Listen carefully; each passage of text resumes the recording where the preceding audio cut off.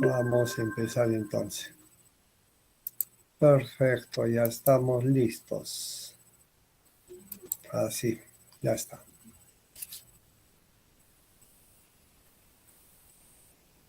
Ahora sí está listo, perfecto. Vamos a iniciar. Es nuestra segunda clase, no se olviden de filosofía, ¿no? Vamos a iniciar nuestras clases. Entonces aquí está. Vamos aquí. Perfecto. Hoy día empezamos la historia de la filosofía. Este tema es el más amplio de todo nuestro curso, porque vamos a ver filosofía antigua, filosofía medieval, filosofía moderna, filosofía contemporánea. Prácticamente aquí nos vamos a hablar un poquito más, un mes más o menos, con todos estos nombres. Entonces acá vienen lo más importante, los nombres, quiero que se aprendan. Es muy importante los nombres y su pensamiento más importante que tienen, ¿no? Las ideas más importantes. Pues iniciamos nuestro curso, ahora vamos al libro. Les voy a presentar un panorama muy parecido al que ustedes llevan en Historia Universal. Ustedes cuando llevan Historia Universal llevan por etapas, ¿no? Edad antigua, edad medieval, en este caso edad moderna y edad contemporánea. Entonces, más o menos el mismo esquema nosotros también lo vamos a emplear. Una vez que veamos eso, ¿qué vamos a llevar de la edad antigua? Justamente hoy día. Hoy día iniciamos con presocráticos, filósofos presocráticos. Y ahí tienen los nombres que ustedes tienen que saber. Tales, Anaximandro, Anaxímenes, Pitágoras, Heráclito, Parmenides, Anaxágoras, Empédocles, Demócrito, ¿no?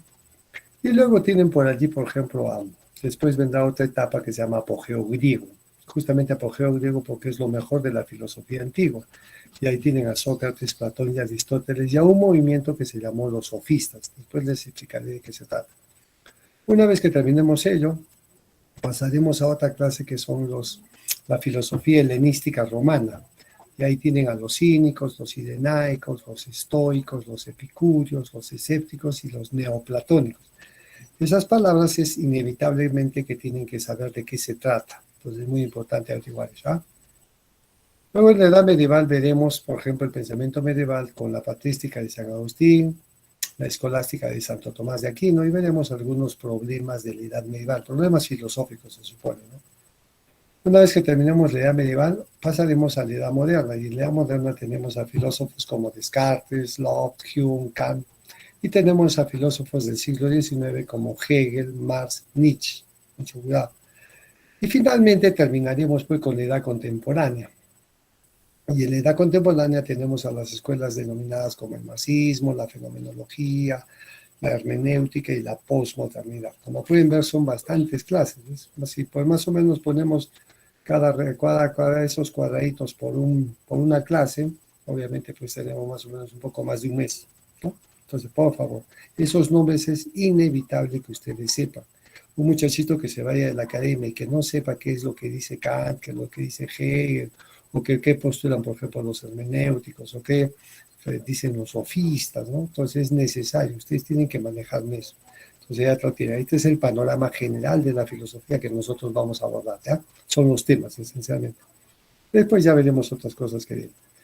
Ahora te presento el mapa más o menos del mundo antiguo. El mundo antiguo era pues todo esto, donde dice mar Egeo, ¿no? Donde dice mar Egeo y donde dice mar Jónico, prácticamente eso era en la cultura griega, el mundo antiguo, ¿no?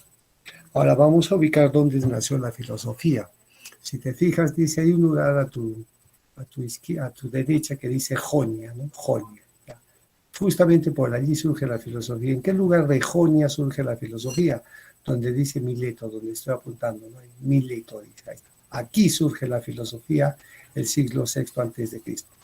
Como pueden ver, no surge directamente en Grecia, sino en la parte, ¿no? En este caso en el sur de Asia, ¿no? Porque esto dice Imperio Persa, esto es Asia. Entonces, la filosofía va a surgir justamente en una de las costas, ¿no? De Grecia, que se llama pues Mileto. Y de allí se va a trasladar a donde dice Ática, aquí. Y donde dice Ática tienes ahí, dice Atenas. Entonces, fíjate, mira todo el viaje que se dio. Surge aquí, pero de aquí se desplaza aquí, y aquí logra pues su apogeo la filosofía. Entonces surge en Mileto, pero va a alcanzar su apogeo en este caso en Atenas, ¿no? Una vez también de ahí de Atenas, vamos a pasar más abajito, dice Laconia, y ahí tienes en este caso, tienes Esparta, donde dice la coña, ¿no? Esparta, la cultura espartana, ¿no? Famosos, los más valientes del mundo antiguo. Luego también tienes más abajito, dice una isla grande que se llama Creta, ¿no? El famoso Minotauro de Creta, el rey Minos, ¿no? Entonces, mucho cuidado. Y luego por aquí tienes otra islita que dice Samos, ¿no? Volviendo ya cerca a Mileto, Samos. Justamente es la patria de Pitágoras, Pitágoras de Samos. Samos es una isla. Entonces, como puedes ver, todas estas islas y todo esto que está aquí, a eso se llamaba pues la cultura griega. Pues prácticamente las costas del mar Egeo, parte del mar Jónico, ¿no? Con Creta, todo eso es Grecia, ¿no? Y las ciudades más destacadas. O sea, sabes cuándo surge la filosofía y cómo. Vamos a ver ahora un poquito más explicar esto. Continuamos y ahora seguimos. La clase pasada te hablé de que la filosofía pues tiene que superar al mito, tiene que superar a la religión. Justamente ahora tenemos dos palabras, mito y logos. Justamente el mito pues obviamente es la primera forma de explicación, pero el mito tiene que ser superado por el logos. Te dije que el logos significa palabra, estudio, razón. Justamente los hombres somos seres de logos. La filosofía surge con el logos. La filosofía no surge con el mito, sino con el logos. Entonces vamos a ver en este caso sus semejanzas, ¿no? ¿En qué se parecen tanto el mito como el logos? Cuando digo logos me refiero pues a la filosofía. Ambas explicaciones de la realidad pretenden ser totales. Claro, el mito pretende dar una explicación total de toda la realidad y el logos también pretende dar una explicación de toda la realidad. Obviamente que el mito lo hace de manera irracional y el logos o la filosofía lo hace de manera racional. Los dos buscan entender los orígenes de las cosas. Claro, el mito surgió porque nos ayudaba a comprender las cosas, pero la filosofía va a superar eso y obviamente también nos va a ayudar a comprender las cosas, ¿no? El porqué de las cosas, o dónde surgen las cosas, o de qué están compuestas las cosas. Son dos expresiones sobre la existencia y los misterios del universo, mejor dicho. Son dos formas de explicarse la totalidad. Obviamente, cuando decimos la totalidad, todo lo que existe, pues son dos maneras de explicarse. Entonces, ustedes actualmente o están en mito o están en logos. Esperemos que estén en el logos. Ahora vamos un poco más a sus diferencias, ¿no?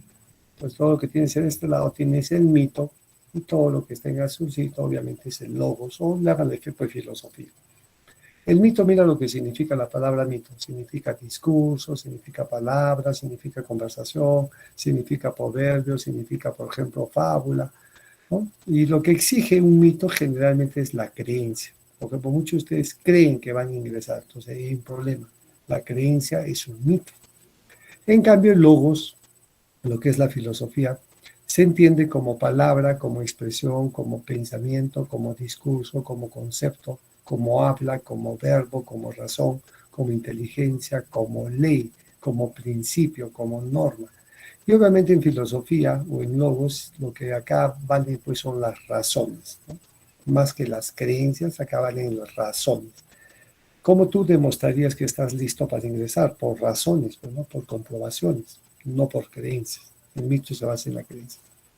El mito dice que está relacionado con el discurso oral, ¿sí? Generalmente el mito surgió cuando los hombres no habían inventado la escritura, ahí imperó el mito. Pero ya cuando los hombres inventan la escritura, ya pues es diferente, ¿no? Por eso dice que el logos está relacionado con el discurso escrito. La filosofía justamente surge cuando los hombres vamos a inventar la escritura. Allí surge la filosofía, no antes, porque antes no había escritura. No se olviden que eran culturas ágrafas, sin escritura. En cambio, las culturas grafas son aquellas que tienen escritura. Eso es muy importante. Entonces, dice que el mito, por ejemplo, propone causas ocultas e indemostrables. Claro, sus explicaciones no son muy convincentes, ¿no? Las del mito. En el caso de la filosofía o logos, proponen leyes y causas que explican la realidad. Leyes y causas que explican la realidad. Entonces, acá hay que hallar las leyes por las cuales tú vas a ingresar y las causas por las cuales tú vas a ingresar, ¿no? Ahora tenemos el punto 4 y último, y se ofrece las primeras explicaciones sobre la realidad natural y sobrenatural. Claro, el mito es una de las primeras formas de explicación que los seres humanos vamos a tener, ¿no? Pero esto obviamente va a ser superado por el logos, que significa ofrece una segunda forma de explicación más coherente sobre la realidad. Entonces, como pueden ver, La filosofía es una superación de los mitos, una superación de los mitos. Esto es muy importante. Ustedes han venido a la academia, obviamente, a mejorar sus logos y a superar pues sus mitos, porque si no, no hay muchas probabilidades. Entonces, sin más, ahora sí pasemos ya a explicarles la edad antigua, ¿no? Filosofía de la edad antigua. La filosofía de la edad antigua, como han podido ver, está compuesto por tres, ¿no? Presocráticos, apogeo griego y filosofía helenística romana, tres etapas, ¿no? Se dice que se inicia alrededor del siglo VI antes de Cristo hasta el siglo V después de Cristo. El tema o el problema fundamental que los filósofos del mundo antiguo van a tratar es un problema cosmológico, porque los primeros filósofos van a indagar sobre el origen del universo, de qué está hecho el universo o cuál es la materia del universo, o lo que nosotros llamamos arjé. Entonces, mucho cuidado. Arjé significa la materia, el principio de todo. Entonces yo te digo, ¿cuál es tu arjé? ¿Cuál es tu principio? ¿Cuál es tu materia? ¿De qué estás hecho? ¿No? Entonces no te vayas a olvidar que eso se trató en el mundo antiguo. Y ahora vamos a pasar obviamente pues a los filósofos, en este caso presocráticos. Justamente los filósofos presocráticos los vamos a dividir más o menos de esta manera. ¿Ves? Materialistas, monistas, filósofos metafísicos, filósofos materialistas, pluralistas y filósofos atomistas. Pero más o menos en 4 clasificaciones la filosofía del mundo antiguo, específicamente los presocráticos. Todos estos nombres que ustedes tienen aquí, tales de Mileto, Anaximandro, Anaxímenes, Heráclito, Parménides, Pitágoras, Anaxágoras, Empédocles, Demócrito, Leucipo, son filósofos presocráticos que han existido antes que Sócrates. Pero a estos filósofos, dependiendo de sus explicaciones, se los va a clasificar. O sea, los 3 primeros son filósofos materialistas monistas. ¿Por qué? Porque van a ser los primeros en explicar el origen del universo sin recurrir a una entidad sobrenatural. Van a intentar explicar el origen del universo por un elemento físico, por un elemento material, ¿no? Por eso dice materialismo monista. ¿Y por qué monista? Porque solamente van a tomar como explicación pues una sola sustancia. En cambio, los metafísicos, la semana pasada te dije que metafísica era una disciplina que estudia, ojo, que estudia lo que actualmente hacen las ciencias, ¿no? La ciencia actualmente estudia la naturaleza, la metafísica, eso es lo que hacía, estudiaba la naturaleza. Pero ¿cómo lo estudiaba? Tanto de manera especulativa. Por eso se llama metafísica, más allá de lo físico. ¿Y ellos quiénes van a ser? Heráclito, Parménides y Pitágoras, son los metafísicos, por la forma de explicar, eso vamos a ver ahora. Los materialistas pluralistas, obviamente, ¿por qué? Porque ya no es un elemento, sino ya no es monista, pues, sino ahora son pluralistas. Varias sustancias van a componer el origen del universo. ¿Quiénes son ellos? Anaxágoras de Clazomene y Empédocles de Agrigento. Entonces, eso de es la ciudad donde nacen. Por ejemplo, Tales nació en Mileto, Anaximandro nació en Mileto, Anaxímenes nació en Mileto. Heráclito nació en Éfeso, Parménides nació en Elea y Pitágoras nació en la isla de Samos.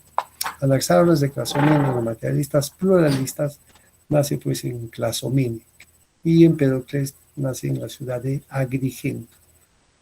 En cambio, los atomistas solamente son 2, Demócrito de Ardera y Leucipo, ¿no? Demócrito es el más conocido. Entonces, esta clasificación, por favor, es muy importante que tú te la aprendas para que sepas quiénes son los filósofos materialistas, ¿no? Porque son materialistas monistas, una explicación, un elemento. Metafísicos, un poquito de especulación sobre el origen del universo. Materialista o pluralista, varios elementos que constituyen el universo. Y los atomistas, obviamente, pues son los átomos. Entonces continuamos ahora y vamos a ver un poco más. Vamos con los materialistas monistas. ¿Quiénes son? ¿Has visto? Tales, Anaximandro y Anaxímenes.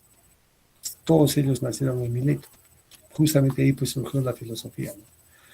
Tales empieza en el año 624 hasta el 547 antes de nuestra era o antes de Cristo, como quieras llamarlo. No te olvides que ya te adelanté, te dije que él es el padre de la filosofía. ¿Por qué es el padre de la filosofía? Porque va a utilizar la razón o el logos, va a utilizar el logos para explicarse las cosas.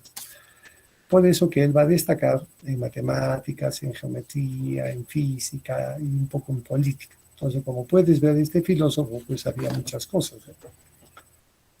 Ahora tenemos de que Va a ser considerado uno de los 7 sabios del mundo antiguo. Así como ahora tenemos nuestros premios Nobel, ¿no?, para ver quiénes son los más inteligentes. En la época de Tales, obviamente, se hablaba de los sabios. ¿Quiénes eran los más sabios? Justamente Tales va a ser considerado como uno de los 7 sabios más importantes del mundo antiguo, para que vea su trascendencia, su importancia. Luego él nos dice que todas las cosas están llenas de dioses, todo lo que existe está lleno de dioses. Pero él decía que en cuanto al origen del universo y de todas las cosas, todo, absolutamente todo, surgía del agua. Entonces, para él, la materia primigenia de todo lo existente es el agua. El arjé de todo sería el agua. Entonces, mucho cuidado. Ese es su medida. ¿Por qué dijo el agua? Pues porque si tú analizas, no puede haber vida si es que no hay agua. No te olvides que las primeras formas de vida aparecieron en el agua. Entonces, para él, el agua va a ser el origen del universo, el principio del universo, o mejor, aquello de lo cual está hecho todo lo existente. Luego tenemos de que fue el primero en proporcionar una explicación, obviamente, muy científica sobre los temblores. Imagínate que en este instante hay un temblor. Muchos de ustedes van a atribuir al origen de este temblor a Dios, que Dios nos está castigando. Pero no, él se dio cuenta de que no era así. Lo único que pasa es de que la Tierra es un gigantesco disco plano. Mira lo que está diciendo, un disco plano que flota sobre su líquido elemento, que flota sobre el agua. Entonces, ¿cuándo se produce el temblor o el terremoto? Cuando esta gran superficie que es la Tierra zozobra en el agua. ¿Qué quiere decir? Obviamente, pues es como cuando un barco está a punto de hundirse, obviamente hay un gran movimiento, ¿cierto? Entonces, más o menos eso es lo que explicaría el origen del universo. Entonces ya lo tenemos. ¿Estamos? Fácil. Entonces vamos a continuar ahora. Ahora seguimos con esto. Vamos aquí. A ver. Ahora, si tú te fijas, la explicación que está dando sobre el origen de los temblores es pues racional, ¿no? O sea, no está recurriendo a los dioses. Está diciendo no. Lo que pasa es que la Tierra es un disco plano y este disco plano flota sobre su líquido elemento llamado agua. Y obviamente cuando hay terremoto, cuando el agua pues está embravecido, entonces la superficie de la Tierra en este caso zozobraría, entonces ahí cuando se produce un buen terremoto. Entonces, como puedes ver, da una primera explicación racional sobre los temblores o terremotos. Más famoso todavía es porque va a predecir el primer eclipse en toda la historia de las ciencias. Este eclipse que figura acá, 28 de mayo del año 585 a.C., es famoso, está datado en la historia de la ciencia. El primer hombre en haber predecido un eclipse es Tales de Mileto. Obviamente, ¿cómo pudo hacerlo? Porque él era pues, un hombre que dominaba mucho las ciencias de su época. Entonces, obviamente, con todo ese saber, se dio pues el lujo de predecir un eclipse, a pesar que nadie le creía, pero sí ocurrió el eclipse tal como él lo predijo. Nosotros con toda la tecnología que tenemos no podemos predecir absolutamente nada. En cambio, él lo hizo, imagínense. Entonces era muy inteligente, a eso me refería yo con el logos, ¿no? Además, él descubrió de que flotando una varita de vidrio, no una varita de ámbar, sobre un paño, obviamente producía una energía, lo que nosotros actualmente llamamos electricidad. Entonces, y esta varita ¿no? Esta varita de vidrio atraía pues ciertos objetos, ¿no? Un experimento básico sobre el origen de la electricidad. También lo conoces a Tales de Mileto como el creador de un teorema en matemáticas, el teorema de Tales o el teorema de la semejanza. ¿Por qué? Porque él va a medir, gracias a este teorema, Tales va a medir la altura de una de las pirámides de Egipto, y lo hizo pues por semejanza. Él agarró una varita, dijo, si tengo una vara de 1 metro, esperaría que esta vara de 1 metro proyecte una sombra de 1 metro. Entonces, cuando esta vara de 1 metro proyecta la sombra de 1 metro, se supone que las cosas son la misma medida. Entonces, de esa manera, por semejanza, pudo, obviamente, explicar, en este caso de manera brillante, la altura de una de las pirámides de Egipto. Y ahí tienes al gran Tales de Mileto, al primer hombre más inteligente que toda la historia humana recuerda. Por eso se le considera el padre, es uno de los hombres más inteligentes, para que haga todo esto que hemos visto, imagínense. Pues ya lo tenemos. Luego de Tales va a haber un discípulo de él que se va a llamar, en este caso, Anaximandro de Mileto. Anaximandro de Mileto también va a decir que todo lo existente, todo, está hecho de un elemento llamado apeirón. Grábate eso. Si Tales dice el agua, Anaximandro dice el apeirón. Pero ¿qué es el apeirón? El apeirón, como él mismo lo dice, es algo indefinido. Es algo que no podemos determinarlo, precisarlo. ¿Por qué? Porque dice que es inmortal e indestructible y que se mueve a sí mismo. Entonces, este apeirón es inmortal, nadie lo ha creado, es indestructible y lo más importante, que se mueve a sí mismo. Entonces, tiene su propio impulso. El famoso apeirón, entonces no me preguntes qué es. Abrió el mundo de la física, va a desarrollar mucho la física, la geografía, la meteorología, la biología. Entonces, con este tipo de conocimientos, pues obviamente que este filósofo, este pensador, fue uno de los primeros en trazar un mapa terrestre. Imagínate, famoso también Anaximandro por trazar un mapa terrestre, cosa que antes no había. Pues. Entonces, poco a poco los seres humanos hemos ido conquistando ciertas cosas, ¿no? Inventando. También es famoso Anaximandro porque va a inventar o crear el famoso gnomo o reloj solar, que tiene una varita como medición de la dirección y la altura del Sol. Y obviamente pues, es un reloj solar que permitía más o menos llevar la cuenta de las horas, ¿no? O qué hora estábamos. Entonces su famoso gnomon. Es autor de un libro más o menos titulado Sobre la naturaleza, donde expone que la Tierra tiene la forma de un cilindro achatado. Ojo, si para Tales la Tierra es de un disco plano, para Anaximandro la Tierra es un cilindro pero achatado, alrededor del cual girarían los astros, la luna, las estrellas. ¿No? Imagínate, acá estamos hablando de una especie de geocentrismo. Claro, si la Tierra es un cilindro achatado y alrededor de él gira la Tierra y los demás astros, obviamente estamos hablando de una especie de geocentrismo. Sustentó que los fenómenos meteorológicos tienen causas naturales. La lluvia es agua del mar y los ríos se evaporan por el sol, ¿no? O sea, en este caso, todo tiene una explicación obviamente racional.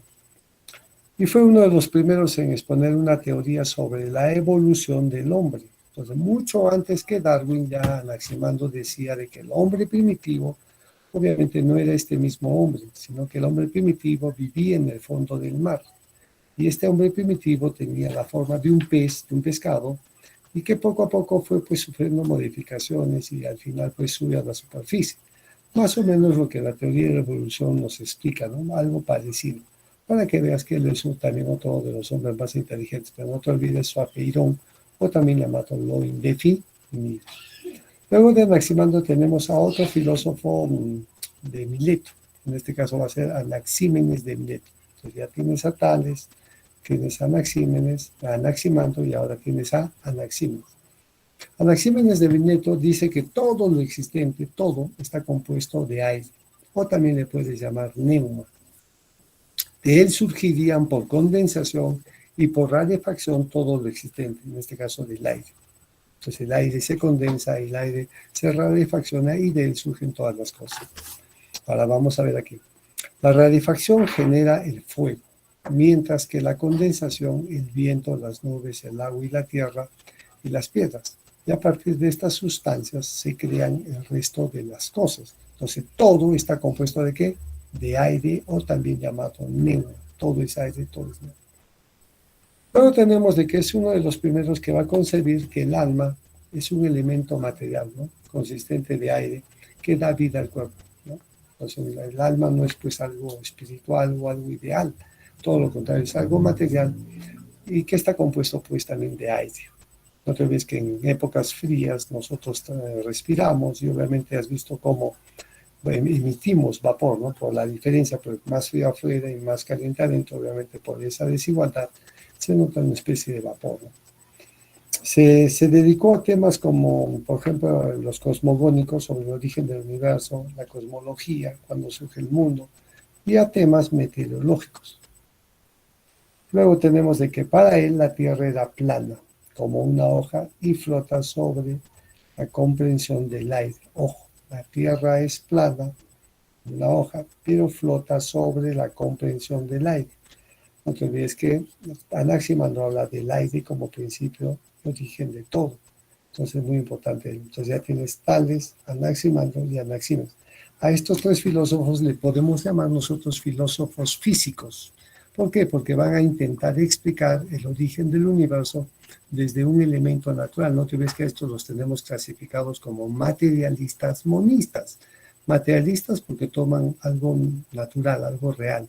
Y monistas porque solamente es una sustancia la que compondría todo. Luego de ellos vamos a pasar a los filósofos metafísicos.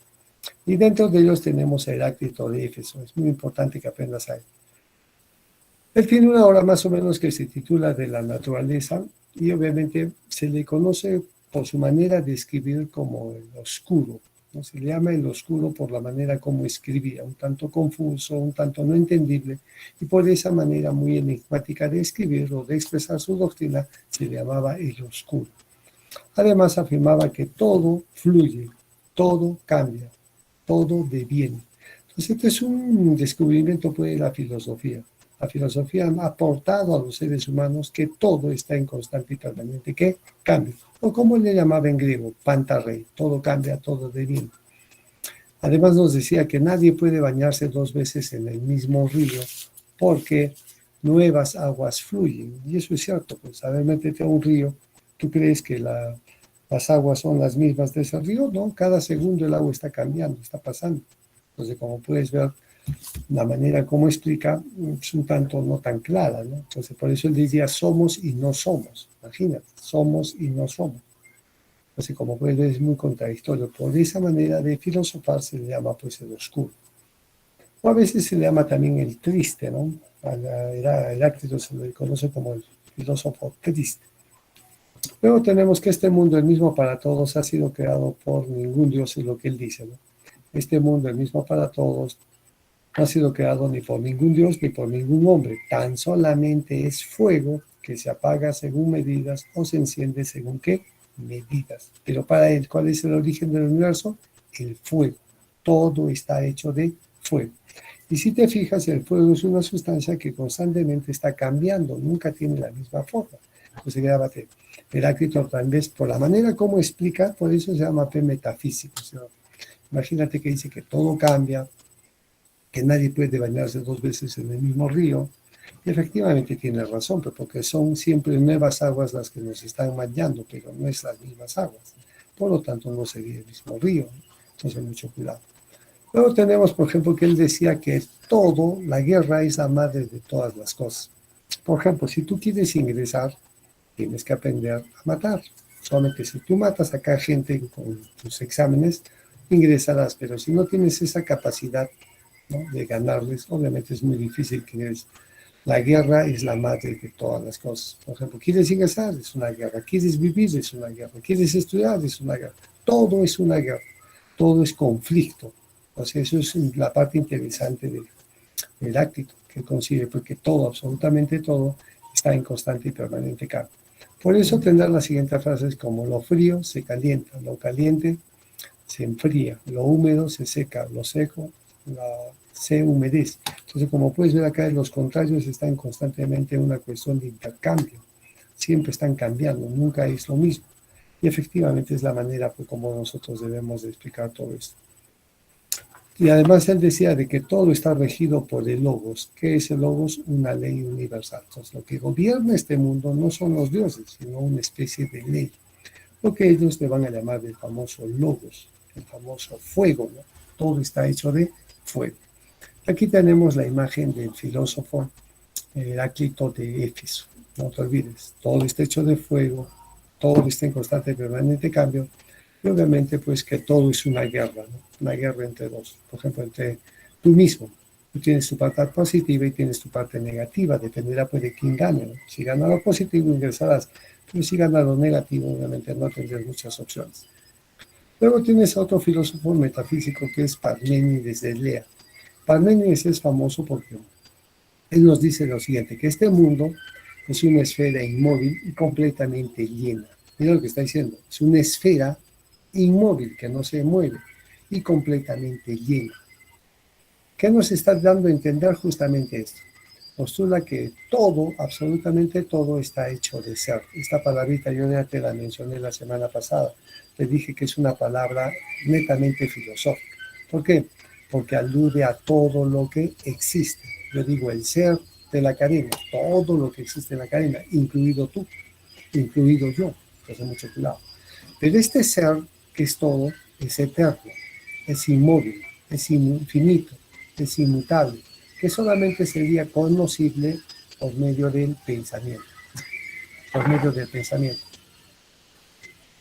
Entonces ahí tienes el ser, esa palabrita me interesa que tú la aprendas. O sea, todo está hecho de ser. Vamos a ver. Dice, la verdad se logra por la razón y los sentidos solo dan la apariencia. Esto es otro aporte también de Parménides. ¿Por qué? Porque él se percata de que nosotros cuando miramos la realidad generalmente la conocemos por los sentidos, pero nuestros sentidos nos engañan, nuestros sentidos nos engañan. En cambio, ¿qué pasa con esta capacidad que nosotros tenemos, que es el logos, o también llamado razón? La razón es más precisa.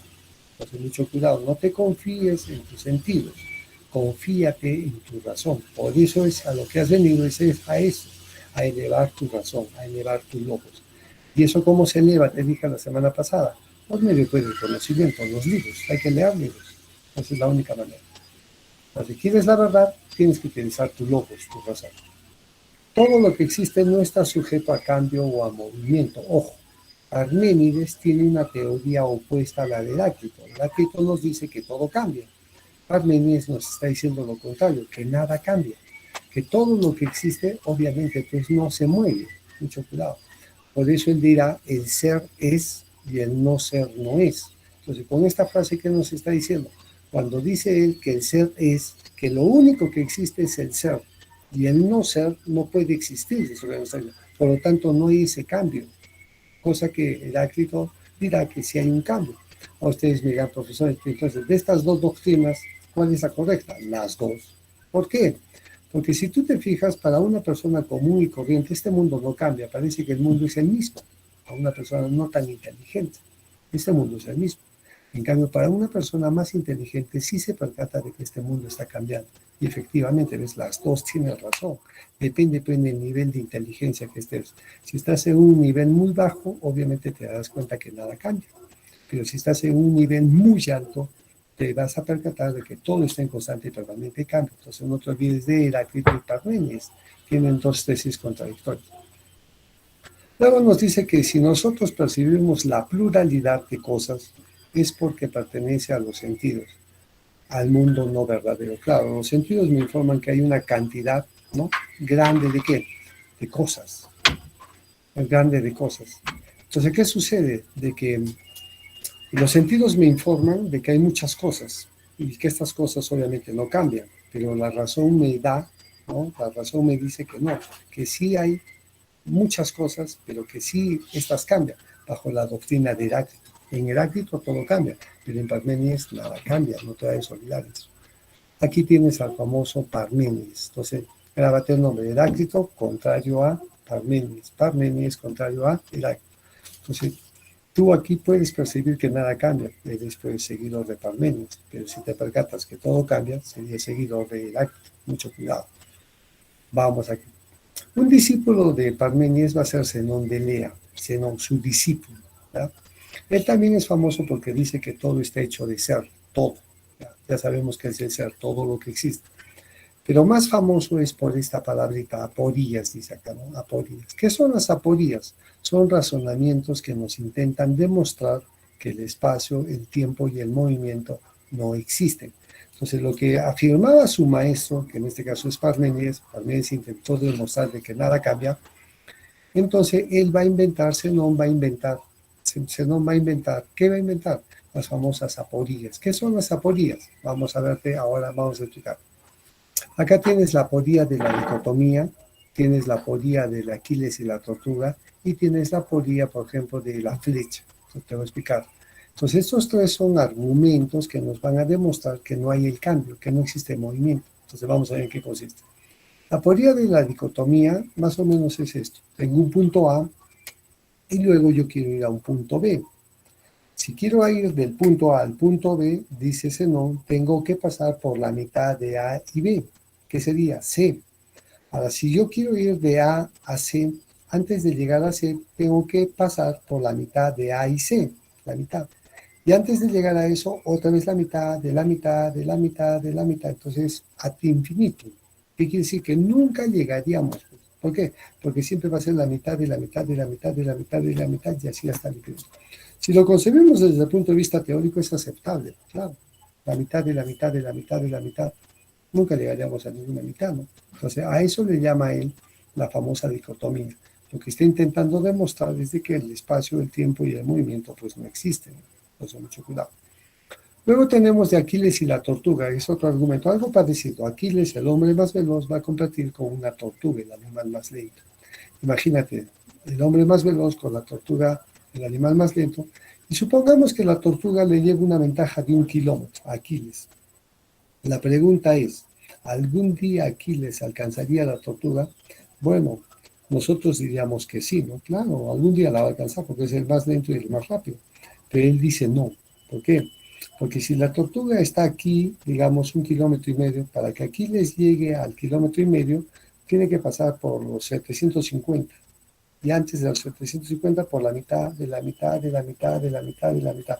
Por lo tanto, el cambio no existe, el movimiento no existe.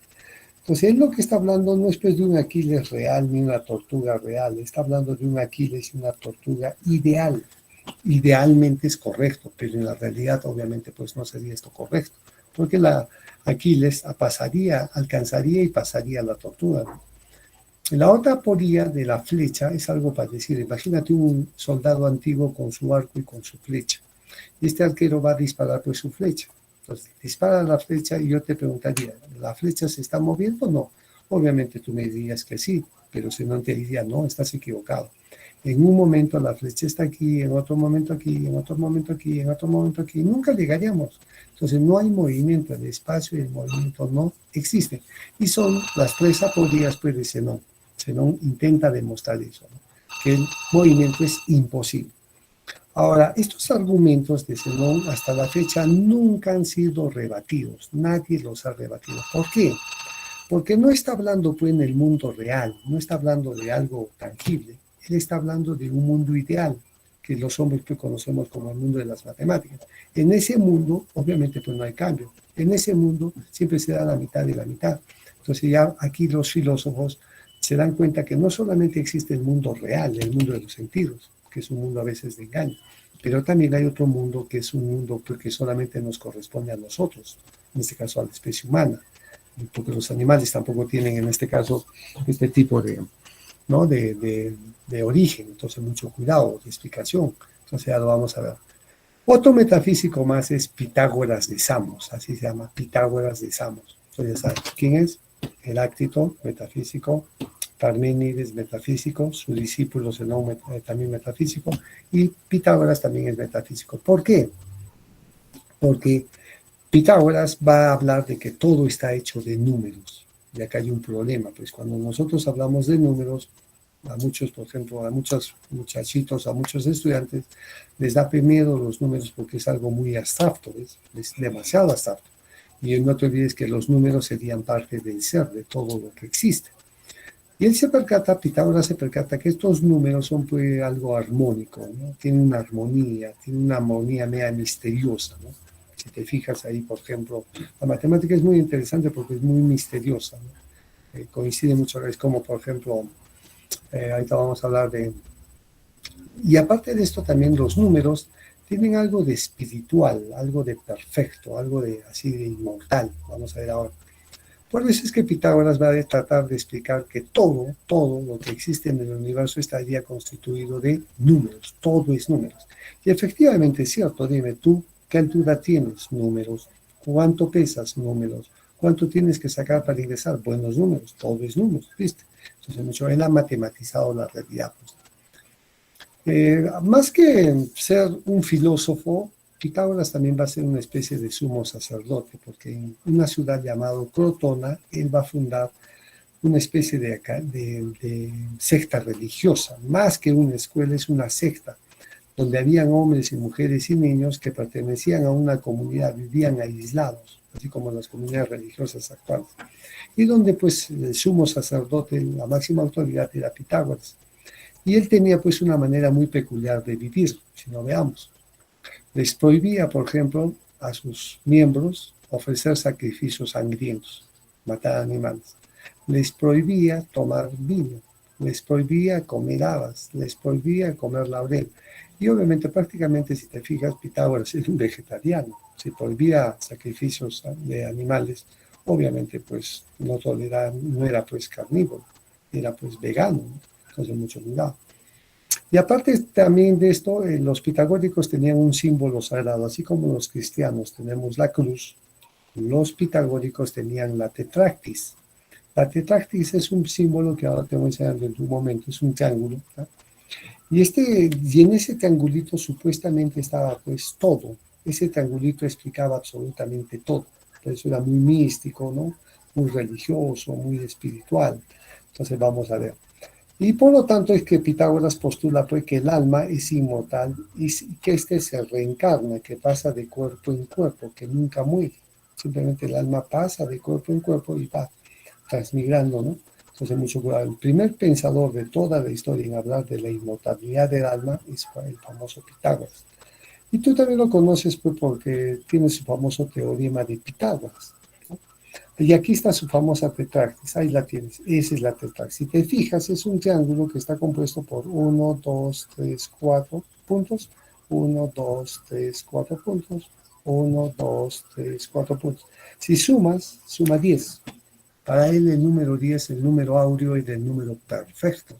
Y la matemática pues tiene ese encanto, ¿no? Si tú juegas con los números, ¿no? Te vas a dar cuenta de que tienen pues cosas muy interesantes, ¿no? A ver, no te olvides que todo es números. El valor de pi, no te olvides, es un número. No te olvides. Y ese valor de pi es interesante. ¿Por qué? Porque explicaría pues a toda la realidad. Entonces, aquellos que les gusta la matemática y jugar con la matemática, ¿no? Esto de sumar, multiplicar, restar, dividir, demuestran pues lo interesante que tiene los números, ¿no? Lo misterioso que tiene, lo atractivo, ¿no? Justamente es pues, debido a él, Pitágoras, y su famoso teorema, ¿no? Todo era números, todo, y efectivamente lo es, porque él matematizó pues la realidad. Entonces ya lo tenemos ahora. Pasemos ahora a los siguientes, a los materialistas pluralistas, porque vimos los materialistas monistas, que eran Tales, Anaximandro y Anaxímenes. Ahora te voy a presentar a los materialistas pluralistas. ¿Por qué? Porque ya no es un elemento, son varios elementos que van a explicar la realidad. Y al primero tienes Anaxágoras de Clazomenio. Anaxágoras dice que todo lo que existe está hecho de semillas, por eso es pluralista, porque no es una semilla, son varios.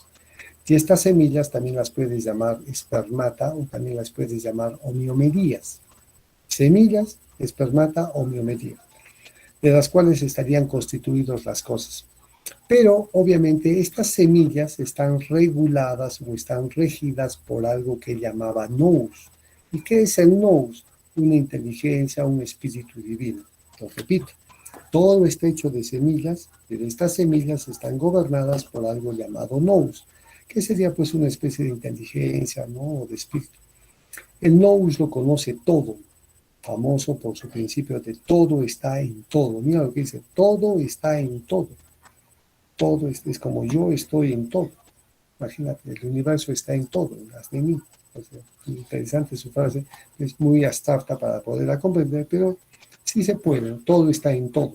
Imagínate. Es decir, que no hay nada diferente, todo es igual, solamente que tienen diferentes formas, nada más. Es el primero en efectuar la distinción entre lo material y lo espiritual, lo que hace un momento te dije, ¿no? Los filósofos presocráticos no solamente se dieron cuenta que existía el mundo sensible, el mundo que nosotros miramos, sino también se dieron cuenta de que existía otro mundo, pues un mundo espiritual, llámale, pero cuando digo espiritual no me refiero a religioso, me refiero en sentido ideal o intelectual, en ese sentido, mucho cuidado. Fue sometido a un proceso de impiedad a causa de sus ciertas teorías astronómicas que él tenía. Afirmaba que el Sol no era un dios, sino una masa de fuego incandescente y que era más grande que el Peloponeso. Entonces, ves, por las ideas que él va a tener, como que no va a gustar a muchos de sus contemporáneos y por eso va a tener problemas. Entonces ahí tenemos al famoso Anaxágoras de Clazomene, las famosas semillas o también llamadas espermata o también llamadas homeomedías, las cuales están regidas o gobernadas por el famoso ¿qué? Nous, no te vas a olvidar, básico eso. Luego tenemos, aparte de Anaxágoras, tenemos a Empédocles Agrigento. Empédocles de Agrigento también es pluralista. ¿Por qué? Porque va a decir que todo está hecho ¿de qué? De 4 elementos. Todo. Aquí tienes. Mira lo que dice. Su poema filosófico sustentaba que las cosas no nacen ni mueren, ya que son eternas e indestructibles. ¿Cuáles son?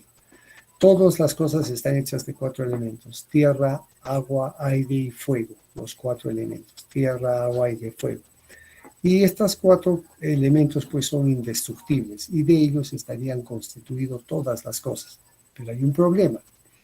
Estos 4 elementos se juntan cuando en el universo hay amor o bien. En cambio, ¿qué pasa cuando en el universo impere el odio o el mal? Estos 4 elementos se separan y destruyen las cosas. Por amor hay creación y por odio hay destrucción. Los 4 elementos se juntan o los 4 elementos se separan. Entonces, por ejemplo, tú ves, no eres la excepción. Tú existes porque eres una especie de amor, pues el amor de tus padres. Han juntado su agua, su aire, su tierra y tu fuego, y obviamente te han dado existencia, ¿no? Son fuerzas que se encuentran en el hombre, así describen. Vemos la tierra por la tierra que existe en nosotros, el agua por el agua, el aire divino por el aire y el fuego destructor por el fuego. Pues solo lo semejante conoce a lo semejante. Porque mucho cuidado, todo lo que existe es agua, aire, tierra y fuego. Y ahí lo tenemos, ¿no? Vamos a ver aquí. Entonces, vamos a continuar. Vamos a estar listos con esto. A ver. Perfecto. Ya estamos. Ahora seguimos. Luego tenemos ahí que se forjaron varias teorías sobre su muerte, ¿no? Aparentemente él se lanzó a un volcán en erupción. Bueno, Marina terminó en Empédocles de Agrigento, el de los 4 elementos, ¿no? Su teoría es muy interesante. Después comentaremos porque muchos después van a basarse también en estas ideas. Luego tenemos, por ejemplo, a los atomistas, ¿no? Y ahí tenemos a Demócrito de Abdera. Demócrito de Abdera es el primero que postula que todo, absolutamente todo, está compuesto pues, de átomos. Y ahora, ¿qué son los átomos? Tú conoces eso. Son indivisibles, son infinitos, son eternos, son indestructibles. Y estos átomos obviamente pues tienen diferentes formas, pueden ser redondos, pueden ser cuadrados, ¿no? Tienen varios tamaños. Y están obviamente, todo lo que existe serían átomos, lo único que variaría pues sería la forma que tienen. Él diría átomos más espacio vacío, ¿no? Ahí tenemos. Las propiedades de la materia varían según el agrupamiento de los átomos. Por ejemplo, ¿no? Una madera es átomos y un pedazo de hierro es átomos. Pero ¿cuál es su diferencia? Que los átomos de la madera están más distanciados, por eso es blando. En cambio, los átomos del acero o fierro son más compactos, por eso sería más duro. Pero todo es átomos. Tanto así que hasta el alma humana también sería átomos. Por eso dice al final que todo estaría compuesto de átomos. En este caso, hasta el alma humana. Por eso la igualdad es noble en todas partes, todo es igual, porque todos son átomos.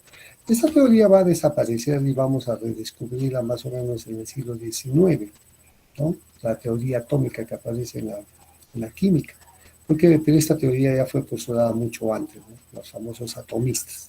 Entonces, el maestro de Demócrito se llama Leucipo. Leucipo de Mileto va a enseñar a su discípulo, en este caso a Demócrito, al cual le puedes llamar el filósofo risueño. ¿Por qué? Porque siempre una persona alegre, Demócrito de Abdera. Y cosa diferente a Heráclito, que era medio triste, ¿no? Era medio melancólico, el famoso filósofo oscuro, ¿no? Entonces lo tenemos. Luego tenemos aquí otro movimiento que se van a llamar los famosos sofistas. Y esto lo vamos a ver para la próxima clase. Ya vamos a ver los sofistas, vamos a dejarte ahí, porque ya estamos justamente cumpliendo la hora, falta un minutito. Entonces, en la próxima clase continuamos con los sofistas, vamos a continuar con esto, y hasta aquí vamos a llegar por hoy día, ¿ya? Entonces, nos estamos viendo, cuídense, sean felices, ya saben, estudien, memorícense los nombres, quiero los nombres y quiero las doctrinas, muy importantes. Bueno, entonces ahora sí, hasta luego, jovencitos, la próxima semana, por favor, nos vemos, ok. Hasta luego, profesor. Ok.